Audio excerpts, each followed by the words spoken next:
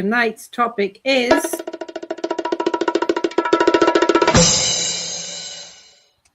liberalism. What do we really know?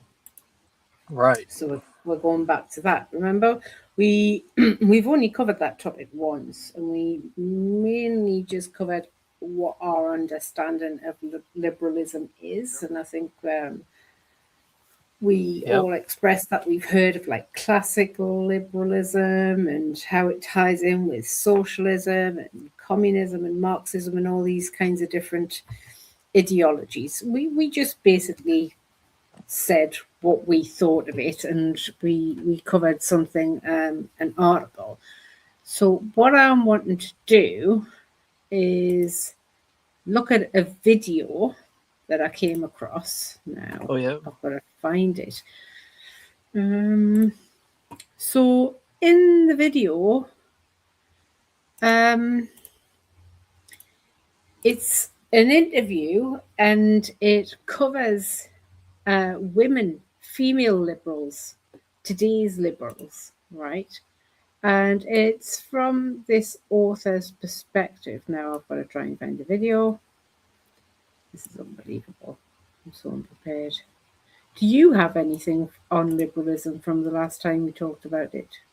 Not. I mean, it's just again. I think I just remember how it basically, it's the value, isn't it, of sort of the individual, isn't it? Yeah, I mean that's kind of. I mean, I hadn't thought about it in that detail, like for a long, long time. Yeah. I kind of just thinking how, like, sort of it places, the value on personal sort of autonomy. That's kind of what I took away from it. But it was interesting how it overlapped with other belief systems and things. Yeah. So you have you looked into it since then, though? Like, have you dug up anything? No, not really. To be honest with you, no. Yeah, that's okay. That's no problem. I'm just gonna try and find this video. It's in my history here.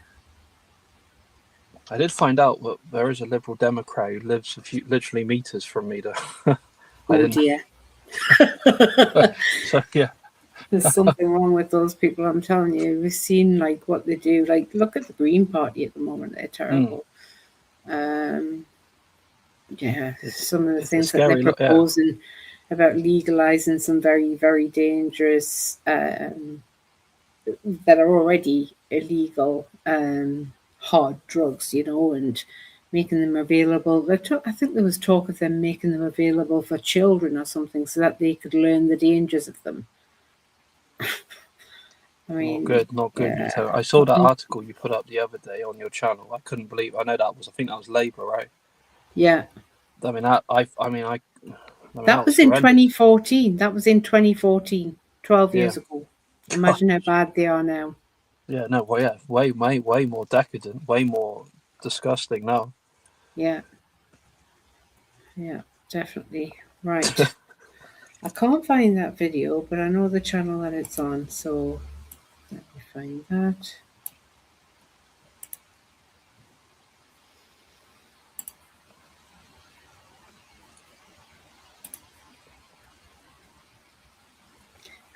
I found it. Good. So this was released about a month ago. Right. We might not get to go through. Well, we won't get to cover all of it tonight, but we're going to watch parts of it, and just watch a little bit, discuss what it says. Watch a little bit, discuss what it says. So keep your mic open if there's anything you want to discuss, then I can just quickly pause it. Hello, Penfold in the chat. Tina has let me know that Tina's let me know that she can't make it tonight. I think she's going to be busy doing something. Bless her. That's okay. Fair enough.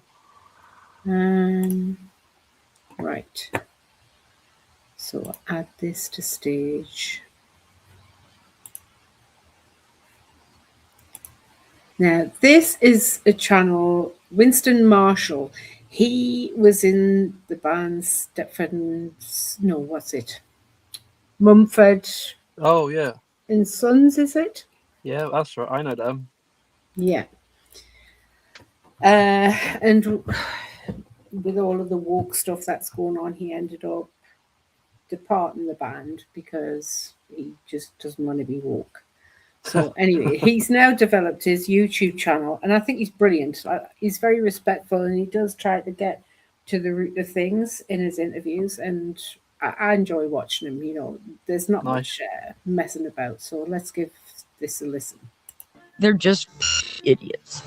This is vanity. This is more showing off. How do we get to this place? It's at the core of the whole progressive mentality. It is obsession with the self. If you look at these ICE protests. Yeah, you're a Nazi! Do you see them like, sorry, that's so terrible. It is a performance. It is acting out guilt rather than feeling it. They have cast themselves as the main actors. The immigrants themselves are irrelevant. They don't derive any sense of meaning from their nationality except in the negative. What do you mean when you say the Great Replacement Theory, and do you think it exists? The bottom line is pro-immigration is also connected to professed self-hatred in the West. If we are not willing to give birth to and raise another generation, then other people are going to take our place, and we deserve it. Has the UK been colonized?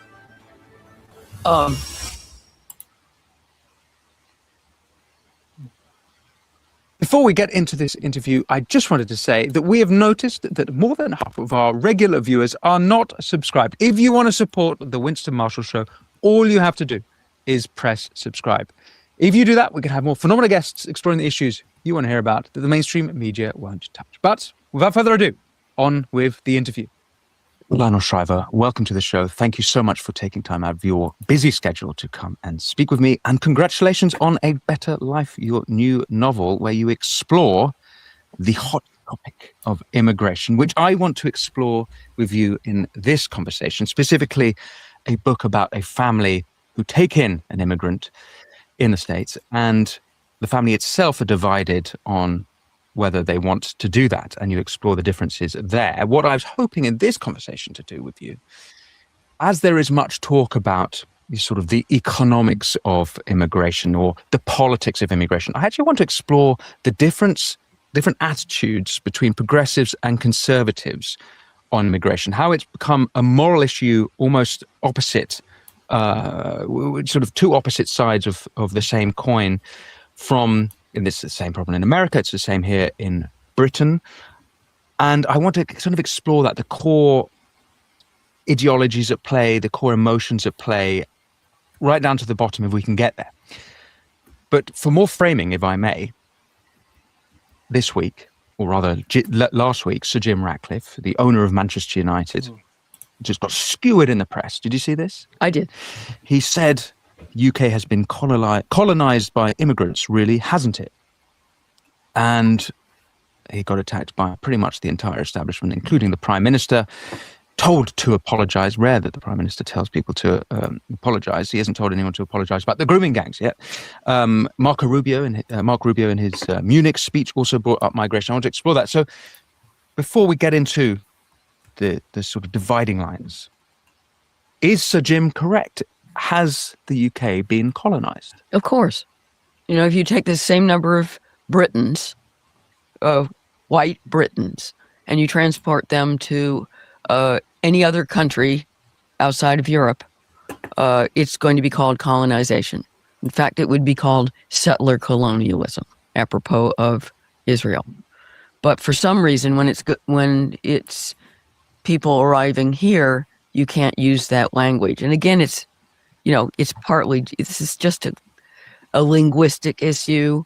The word is charged. It's used to demonize British history, and therefore you can't use, the wrong side is using that word. So that side can't use that word except with a sense of shame. It can't use, the right cannot use that word with accusation. So, this is basically a silly word game, and basically you can't I mean, the bottom line is you can't say anything negative about immigration. So this is just another iteration of that. Yeah, you can't say anything. But it's curious, I think you're pointing to there, which is when the left do it, and they have done on the tube. I mean the London Underground for our American listeners. There are posters celebrating colonization in reverse, that immigrants are coming to Britain and this is their opportunity to get one back, get their revenge. And there are political commentators here celebrating. Of course, it's colonization. It's our time now. There's a moderately well-known far-left commentator called Ash Sarkar who openly claims not to be British, or has openly claimed not to be British, and has said of the London becoming minority white, that yes, lads, we're winning, as in the minorities are winning now. So it seems that when the left do it, it's okay to say pro-colonization, but if the right point out a problem, that's a great taboo. Oh, yes. Well, the left conventionally talks out of two sides of its mouth on this business. And this is also the case in the U.S. On the one hand, if you tout the so-called Great Replacement theory, and you're concerned about the diminution of the native population, then you're a racist, and this is deplorable. You can't use the word invasion. And on the other, these same people are busy celebrating the idea of white European populations becoming minorities in their own countries. That this is a wonderful thing. That this is more diversity, and therefore the good people are winning out against the bad people.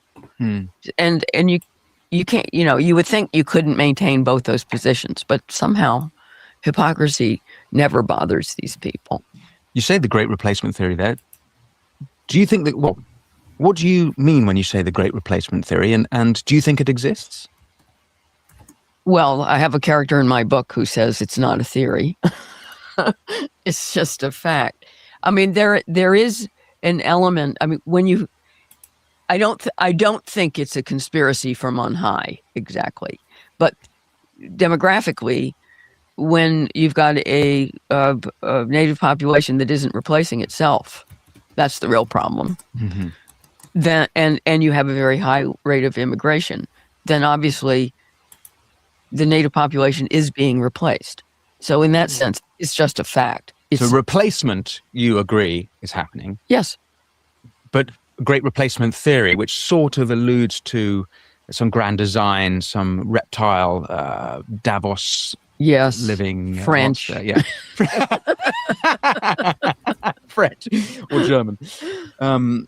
You don't think that's... Well, actually... It's a way, that's been used against me. One of the early reviews on this book said that I had embraced Great Replacement theory.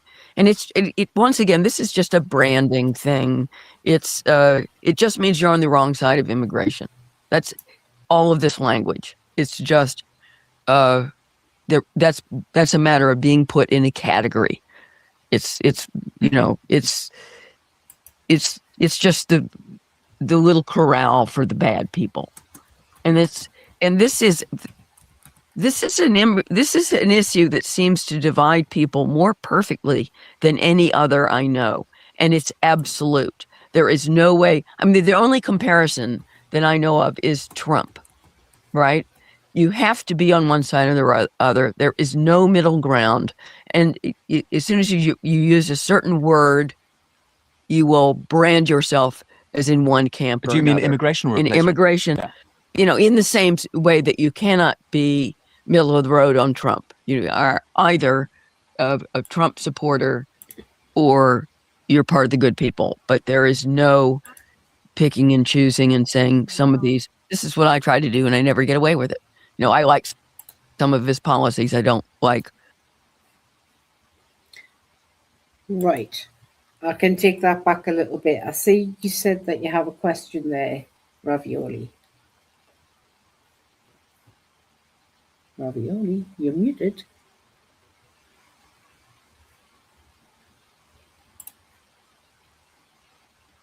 I can't unmute you because you chose to mute yourself, Ravioli.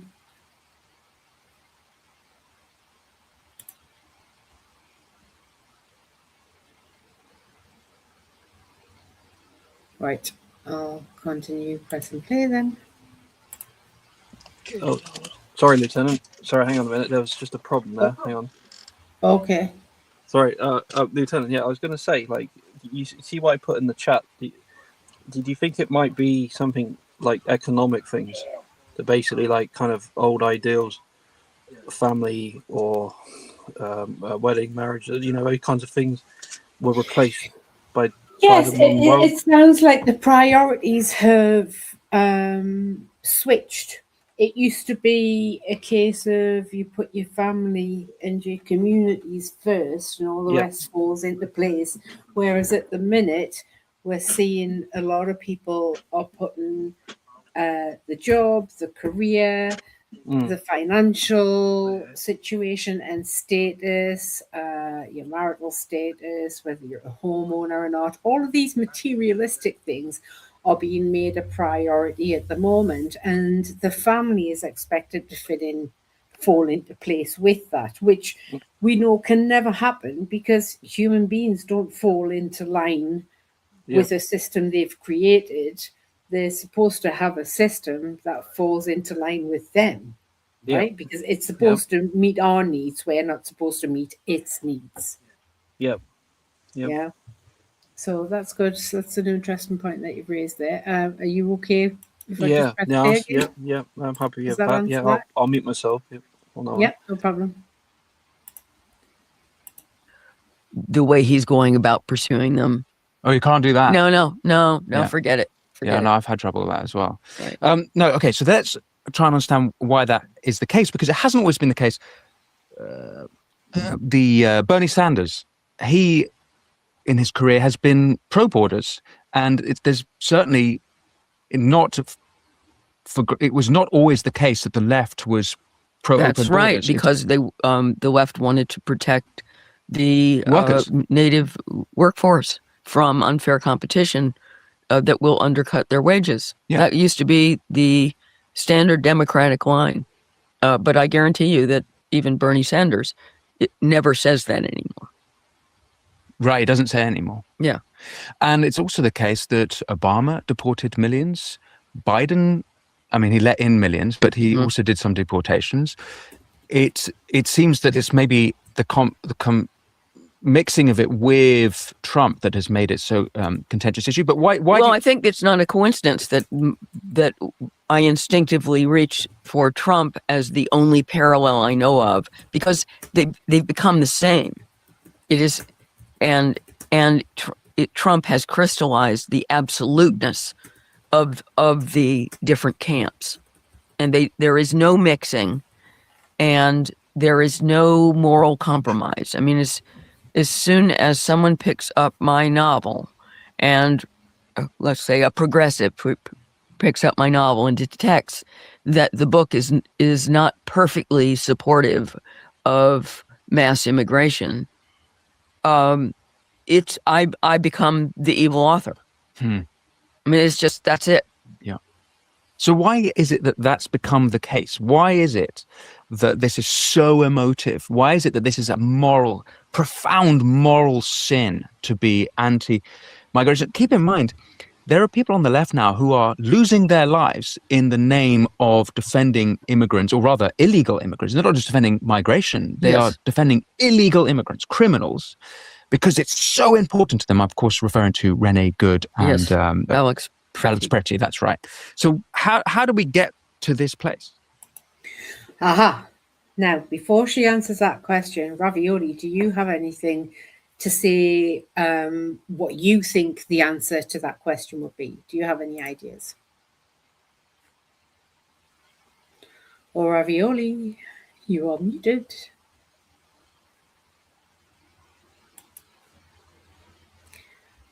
Okay. I'll put my tuppence in. I think that we've got females in positions of power and influence which, you know, motherhood is, but they're actually doing it in workplaces, and it's more widespread in society. It's not just in the home place. And I think the female mind being more emotionally minded than logically minded, and their weapon when it comes to any kind of challenge, any kind of conflict, any kind of battle of the wills, and kind of thrashing out ideas, they typically go to emotional weaponry, and therefore it goes into emotional abuse, whereas and psychological abuse. And whereas men, they typically fight with their physical prowess, right? Yeah.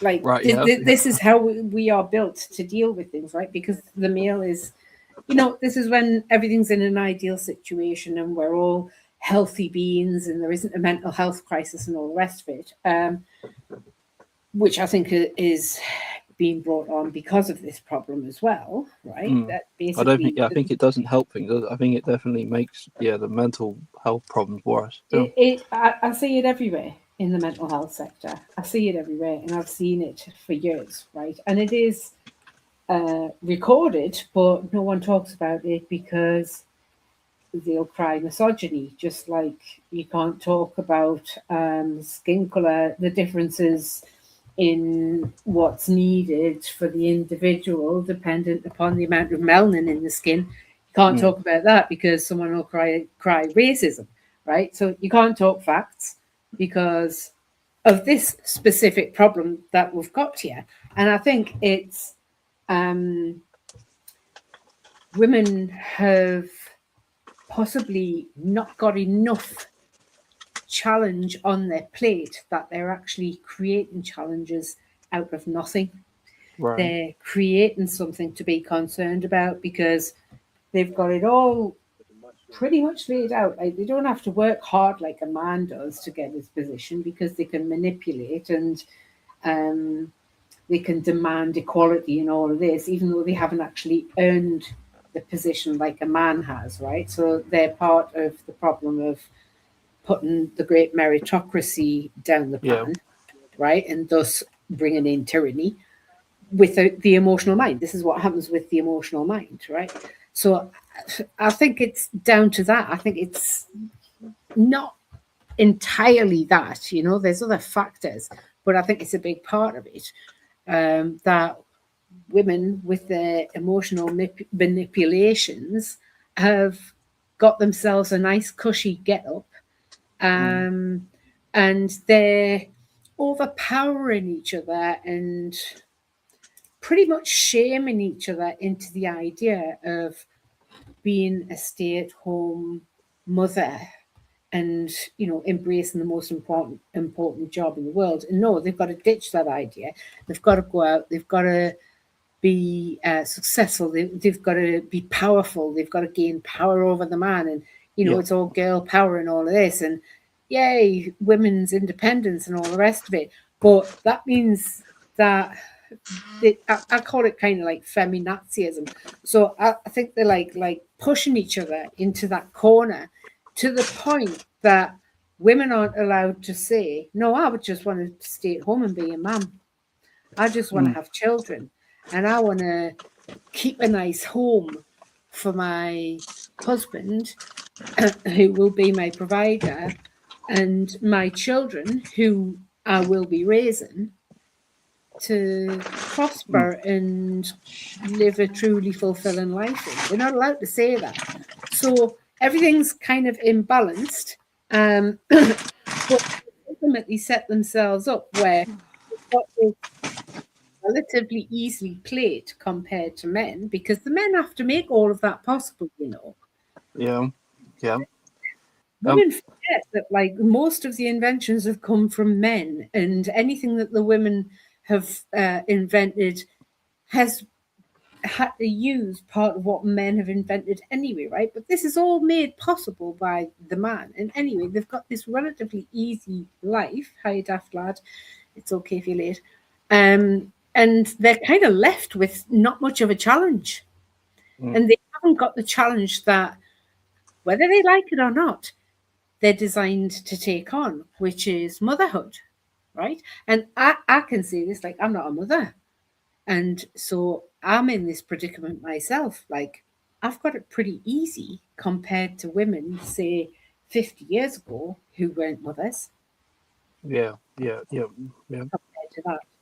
So I think they've set themselves up with nothing much to complain about. So when anyone who is having a tough time and they play the minority card, right, whatever that is, whether it's racism, whether it's immigrant, nationality status, whatever that so-called protected category is, they play that little victim card, and these privileged women who've denied themselves of their own